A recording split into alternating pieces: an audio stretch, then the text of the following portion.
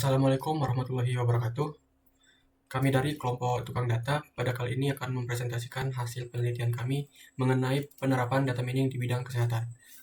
Saya sendiri Rizky Aditya dengan NIM 365 dan rekan-rekan saya Aditya Kurniawan dengan NIM 305, Leo Adi Saputra dengan NIM 311, dan Ataya Ihsan dengan NIM 354. Judul penelitian kami adalah Analisis Komparasi Algoritma C4.5 dan Naive Bayes untuk klasifikasi gangguan tidur berbasis gaya hidup. Penelitian ini dilatar belakangi oleh bahwa tidur merupakan kebutuhan fisiologis yang penting yang berpengaruh langsung terhadap kesehatan fisik dan mental. Namun tuntutan gaya hidup modern yang memicu tingkat stres yang tinggi, kurangnya aktivitas fisik, serta pola tidur yang tidak teratur sering memicu gangguan tidur, seperti insomnia dan sleep apnea. Masalahnya, banyak individu tidak menyadari bahwa kebiasaan sehari-hari memiliki peran besar terhadap kualitas tidurnya. Pemanfaatan teknik data mining memungkinkan analisis pola hubungan antara faktor gaya hidup dan gangguan tidur secara lebih objektif. Oleh karena itu, kami melakukan penelitian ini membandingkan algoritma C4.5 dan Naive Bayes untuk mengklasifikasikan gangguan tidur berbasis gaya hidup untuk memperoleh model dengan performance terbaik. Tujuan dari penelitian ini adalah yang pertama, menerapkan algoritma C4.5 dan Naive Bayes untuk klasifikasi gangguan tidur berdasarkan data gaya hidup. Kedua, mengidentifikasi pola hubungan antara faktor gaya hidup seperti tingkat stres, aktivitas fisik, dan kualitas tidur. Ketiga, membandingkan kinerja kedua algoritma tersebut berdasarkan matriks evaluasi untuk menentukan yang paling optimal pada dataset kesehatan tidur. Dataset yang digunakan dalam penelitian kami adalah Sleep, Health, and Lifestyle dataset yang diperoleh dari platform Kaggle dan bersifat data sekunder. Dataset ini berisi data kesehatan dan gaya hidup individu yang relevan dan kualitas dan gangguan tidur. Selanjutnya tinjauan pustaka yang akan dijelaskan oleh rekan saya. Baik, di sini saya akan melanjutkan penjelasan pada bagian tinjauan pustaka. Yang pertama di sini ada kajian penelitian terdahulu. Penelitian mengenai penerapan data mining untuk klasifikasi dan analisis komparasi algoritma telah banyak dilakukan sebelumnya. Kajian terhadap penelitian terdahulu ini penting untuk memetakan posisi penelitian saat ini serta memahami kelebihan dan kekurangan metode yang pernah diterapkan. Berikut adalah ulasan dari 4 penelitian yang menjadi rujukan utama. Kemudian ada kajian software terdahulu. Dalam penelitian-penelitian sebelumnya, penggunaan tools atau perangkat lunak sangat membantu proses komputasi data mining. Penelitian oleh Farudin dan Entas menggunakan RapidMiner untuk memodelkan decision tree dan menghitung kompatibilitas Naive Bayes. Sementara itu, penelitian Arifin dan DKK memanfaatkan Google Colab dengan bahasa pemrograman Python untuk menangani dataset transaksi yang besar karena fleksibilitasnya dalam menggunakan library data science. Penelitian ini akan mengadopsi penggunaan perangkat lunak yang mendukung evaluasi model secara komprehensif seperti RapidMiner atau Python untuk memastikan hasil akurasi, presisi, dan rekal dapat dihitung secara valid.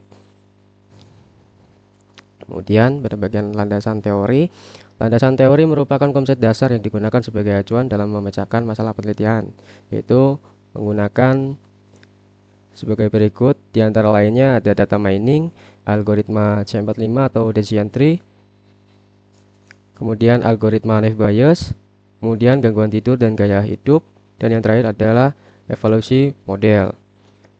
Selanjutnya, penjelasan metode dan implementasi akan dijelaskan oleh Ataya. Baik, selanjutnya saya akan menjelaskan tentang bab 3, yaitu metode dan implementasi kode.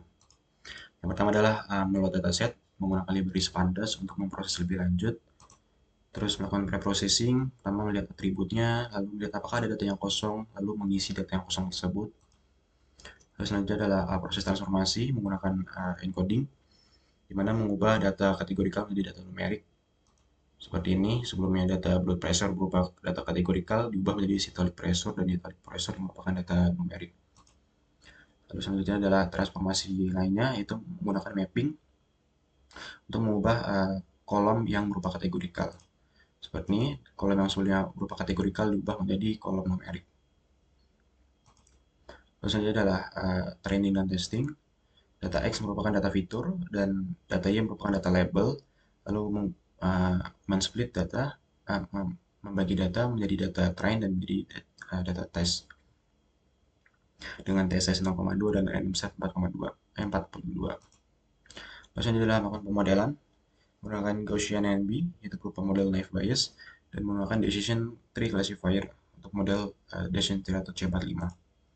Lalu di sini pembuatan fungsi akurasi untuk heatmap.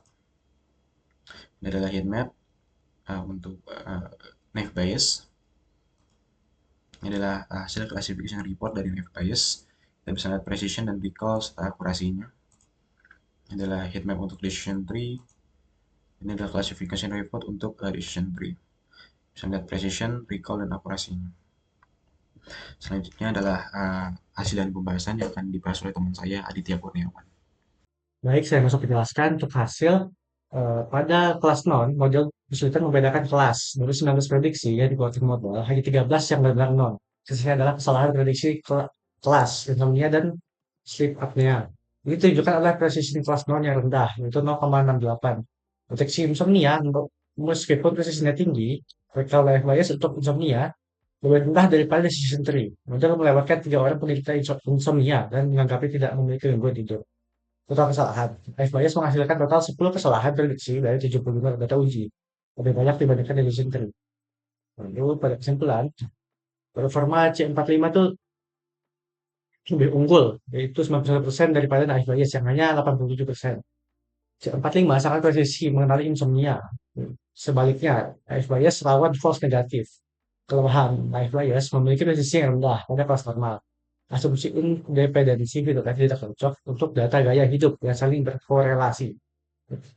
Decision tree direkomendasikan sebagai model terbaik dan paling aman untuk sistem ini karena risiko kesalahan diagnosisnya paling kecil. Sekian dari kelompok kami. Mohon maaf apabila ada kesalahan kata. Wassalamualaikum warahmatullahi wabarakatuh.